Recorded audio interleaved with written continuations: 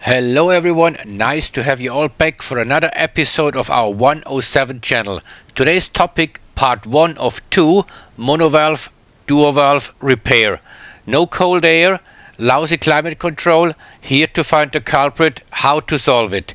They introduced these valves in 1981 in our 107. Before that, they have been mounted in W123 and 126, provided you have ordered climate control, working with solenoids like an electromagnetic switch. These devices had been mounted in BMWs as well, by the way.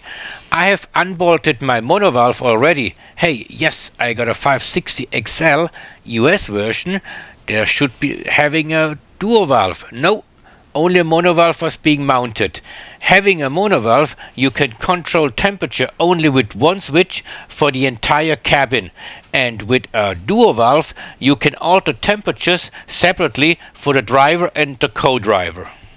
Provided it works properly, how to unbolt this valve, please see position in car on drop-down picture at the right-hand side. Will be explained right now. Here we are, hello engine bay. Difference between mono and duo valve is 2 or 4 connectors right here on top and 2 exiting hoses which lead towards the passenger compartment to control the temperatures separately for driver and co-pilot. Start by pulling this connector upwards, press it a little to make it come loose. You now unbolt the hose clamps, but before you do that you must drain the coolant to an extent that it does not reach the top, so drain at least half of it. Otherwise a lot of coolant will be lost when unbolting the hoses. Just avoid that mess, it really gets messy.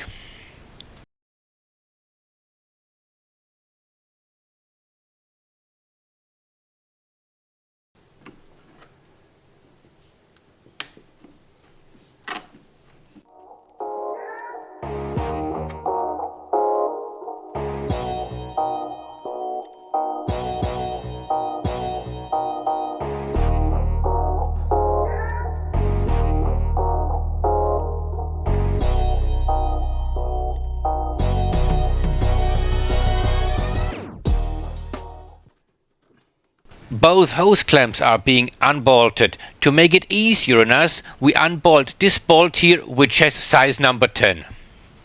Und dann können wir das Monoventil auch schon rausnehmen.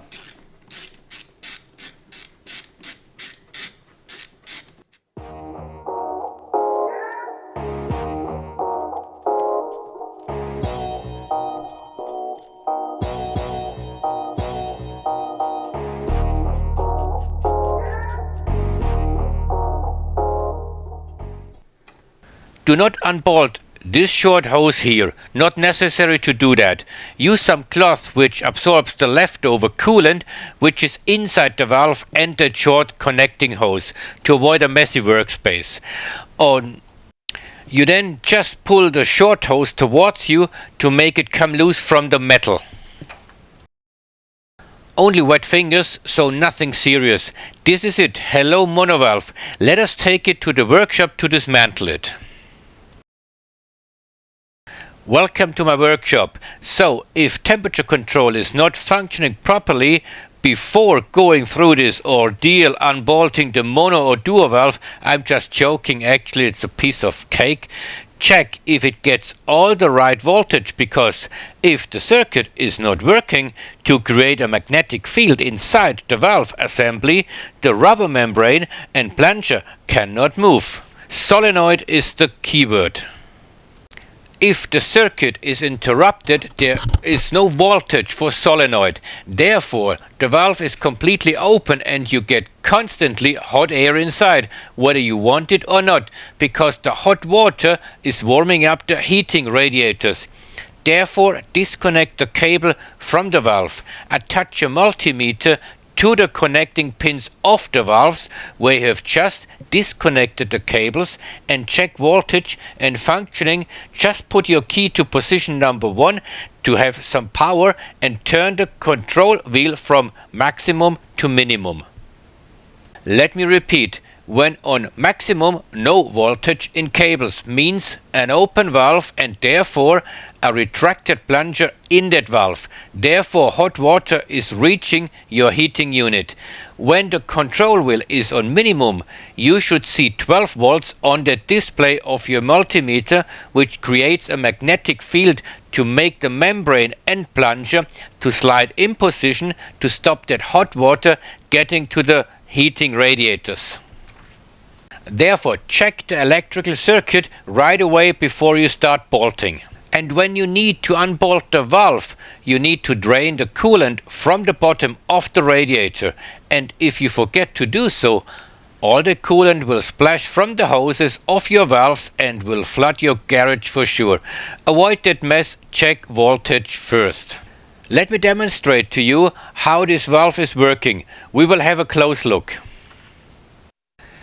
In this condition, no voltage, therefore open. Let me apply some 10 volts. Please see this white arrow. The valve is now closing and blocking the flow. See what I mean?